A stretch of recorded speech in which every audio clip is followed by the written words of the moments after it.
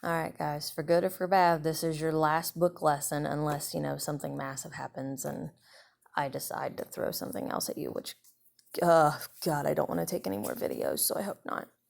We are doing credit cards.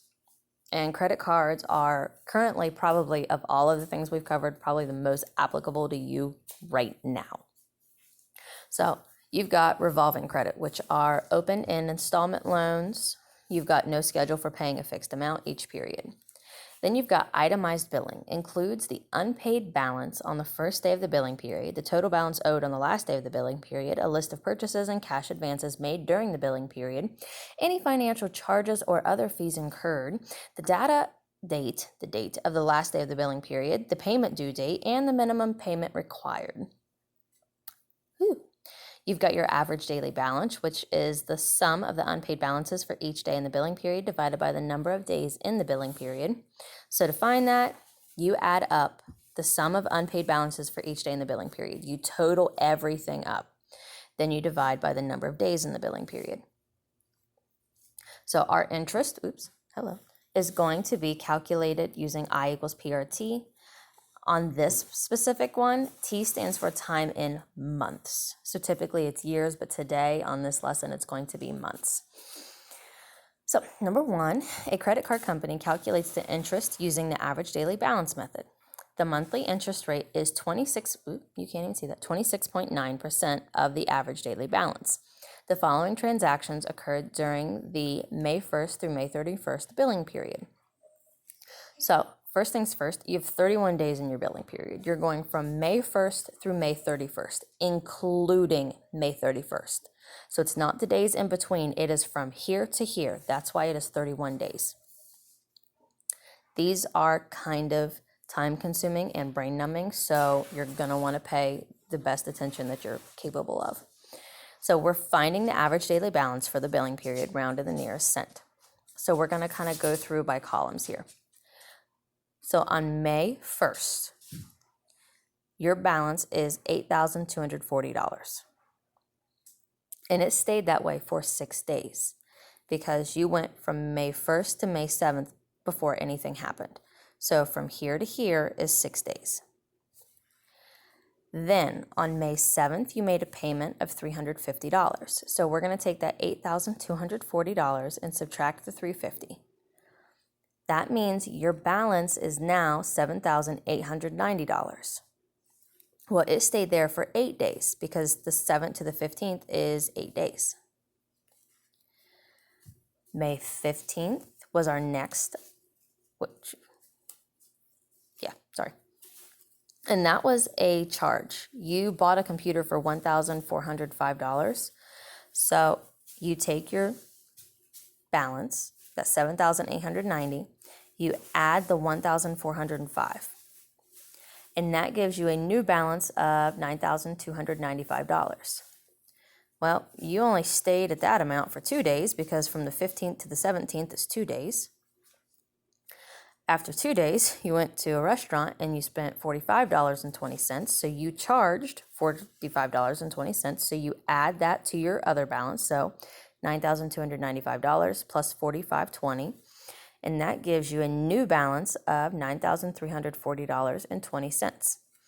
Well, from here to here, you didn't charge anything from the 17th to the 30th, so that's 13 days. And then on the 30th, you bought $180.72 worth of clothing. You charged it. Clothing, not closing. So $9,340.20 plus $180.72 gives you a new balance of $9,520.92, and it stayed that way for 2 days until the end of the billing period, and then June kicked in. So the reason we subtract here is because we made a payment to the account. We lessened the amount on our credit card. The reason we are adding here, you charged your credit card. You bought something and put it on your credit card.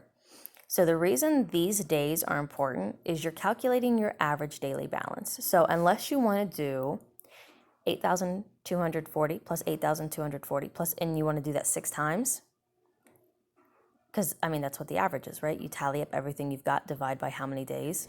So you can do this 6 times, this 8 times, this 2 times, this 13 times, and this 2 times. Or you can go ahead and multiply it like I did. So do the multiplication across on each of these. So you're multiplying these two to get to here. You're multiplying these two to get to here, these two to get to here, these two to get to here, and these two to get to here. Now, average, you're adding everything up. So we're going to add all these values, and you get $271,614.44. That's your sum of unpaid balances. We are going to divide that by the number of days in our billing period, which was 31 days. So we get an average daily balance of $8,761.76. That is what is going to be, that's what your interest is going to get calculated on, by the way. So it's kind of scary to see that big number, but just remember we're taking the average. So we added everything up, divided by 31, that's our average. So on the next page, we still need all those numbers. So find the interest to be paid on June 1st, the next billing date, round to the nearest cent. So you're using that I equals PRT. We're going to take that average daily balance, and if you want to write that down, average daily balance times your interest rate, which if you looked back over here was 26.9%. So 26.9% is 0.269, and your T is time.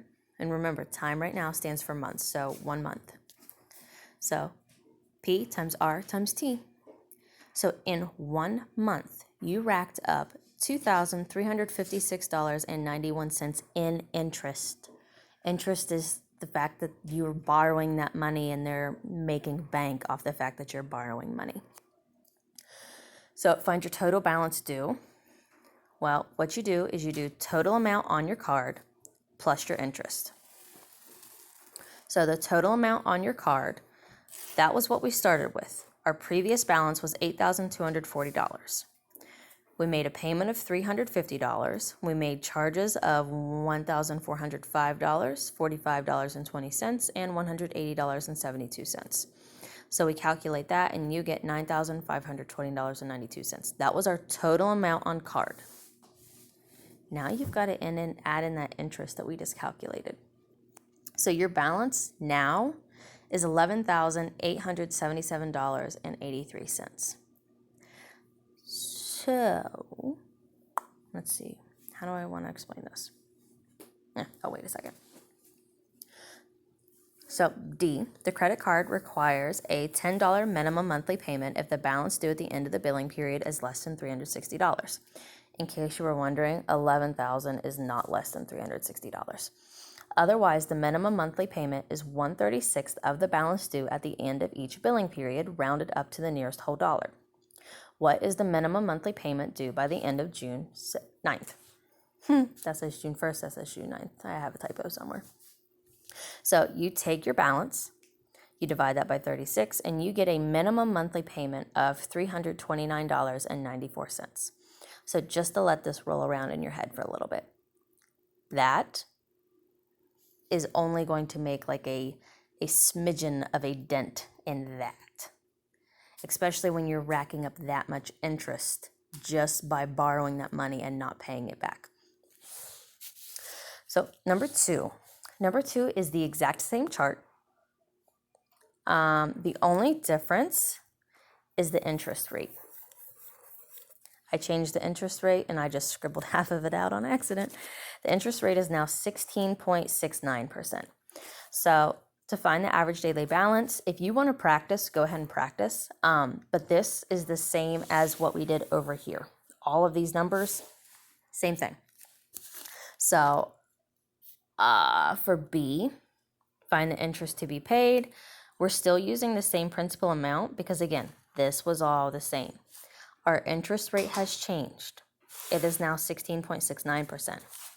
So we're going to plug that in, multiply it, and you get an interest accrued of $1,462.34, which is still a good chunk of change, but it's about $900 less than what we were paying with that higher interest rate. So find your balance due on June 1st.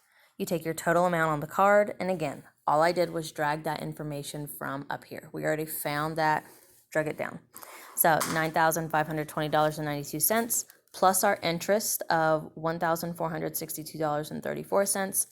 And that gives us a total balance of $10,983.26. The credit card requires a $10 minimum monthly payment, yada, yada, yada. Again, that $10,000 was definitely not below $360. So we're going to take 1/36. So divide that by 36, and you get a minimum monthly payment of $305.09. Moral of the story, you want the smaller interest rate. And the reason that I'm telling you that this is so important, ignore number 3 for the time being. You know how you go into American Eagle and they say, hey, you want to sign up for this? Or Victoria's Secret, hey, you want to sign up for this? Or Bath and Body Works, hey, you want to sign up for this? I don't know what other, I know most stores at this point have a card. Cabela's, hey, you want to sign up for this? Most of them, if you pay it off immediately, there's no interest rate. If you let it sit and let it accrue, that 26.9% is straight off the Cabela's card, just so you know. So, you rack up that much. That interest rate, that really high interest rate we looked at, that's what you're going to look at spending.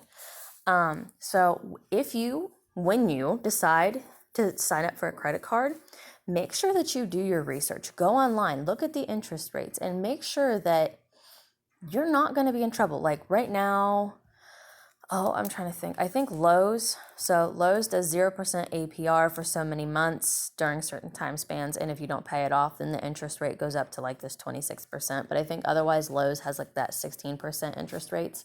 And I have all of this information on a sheet of paper in my desk at school. And I don't know, well, actually I do know. I don't think any of you have been in the building, but the building is a whopping like 45 degrees at the moment. I've been in and I've frozen. Like, I'm not kidding. I come out and my nose is red because I'm so cold and I'm sniffling. It's miserable. And that is a horrible spot for my papers. If the next time I go in, I'll try to remember to grab them and take pictures and upload them when I upload this assignment. So, moving right along, going back to the lesson. Hi, Jordy Bug. Mommy, I took a good nap. Yes, you took a good nap, baby doll. So suppose your credit card has a balance of $4,200 and an annual interest rate of 18%. You decide to pay off the balance over 2 years. If there are no further purchases charged to the card, how much must you pay each month? So this was from previous notes. It's a payment calculator. How much are you going to have to pay it off in that 2 years? So your principal amount, your interest rate, it's, monthly, 12 months, and then your time is 2 years. You plug that into your formula, and you get that you're going to have to pay $209.68 every single month to pay that off in 2 years. So how much total interest will you pay? You take your monthly payment times 12 months times 2 years, and that gives you $5,032.23. Subtract what you actually have a balance. So this is total paid. This is your balance.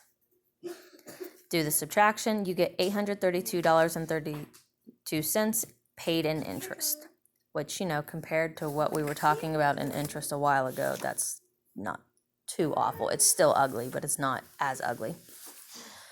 So number 4 says, rework example 3. Assuming you decide to pay off the balance over 1 year rather than 2. How much more will you pay each month and how much less will you pay in interest? So this is a 2-part problem. You're going to rerun the numbers only with 1 year, plug all of that in, and you get a payment of $385.06. So take your $385.06, subtract your $209.68, and you're going to pay $175.38 more each month. But if we go over here and calculate the interest that we're going to pay, 385.06 times 12 gives us $4,620.72. Please do not color on my floor. No, go to the kitchen table. Logan, wipe that up. Wipe it up. Go get a rag and wipe it up. Take your markers to the kitchen table. Sorry, children, I just got new flooring and my daughter decided to color on it with marker. Oh my God. I'm going to finish this, and that way we can have a long conversation about not ruining mommy's stuff. Moving on. Take what this is your, good Lord, total paid. Subtract your balance, and you get $420.72 that you're paying in interest, so we're finding how much less you're paying in interest. So $832.32 minus $420.72 gives you $411.60 less that you are paying in interest. So is it worth it to pay it off over a year rather than over 2 years? Definitely. It's worth it to pay more upfront than an interest. Because remember, interest is, it's accruing on what you owe, so you didn't actually spend that. So credit cards, I have every single year, I have kids ask the difference between a debit and a credit card. So a debit card is flat out, if you swipe it, it's coming straight out of your bank account. Credit cards are, you're being allowed to borrow this money, but typically at that really steep interest rate. So you can read through these. I don't really think I need to read them to you, but it is definitely worth reading through your pros and cons. It does pros and cons of credit cards. It does debit cards. And these are all straight out of your textbooks. All I did was copy and paste. Let's see. You've got credit reports and credit scores. Mommy, Yeah. what makes sense when I get them taken out? And here are your credit scores. So 720 to 850 is very good. 650 to 719 is good. 630 to 649 is fair. 580 to 629 is poor. And 300 to 579 is bad. So obviously you want to stay in this range. And that means if you not taking out too much debt and making sure you pay your monthly payments on time. If you pay more than your minimum monthly payment, that's better. No glue. Jordan, no. No. On the table. Glue on the table. Homework is on page 564, numbers 2, 4, 6, and 10. Let me know if you have questions. I know this is a hard lesson, guys.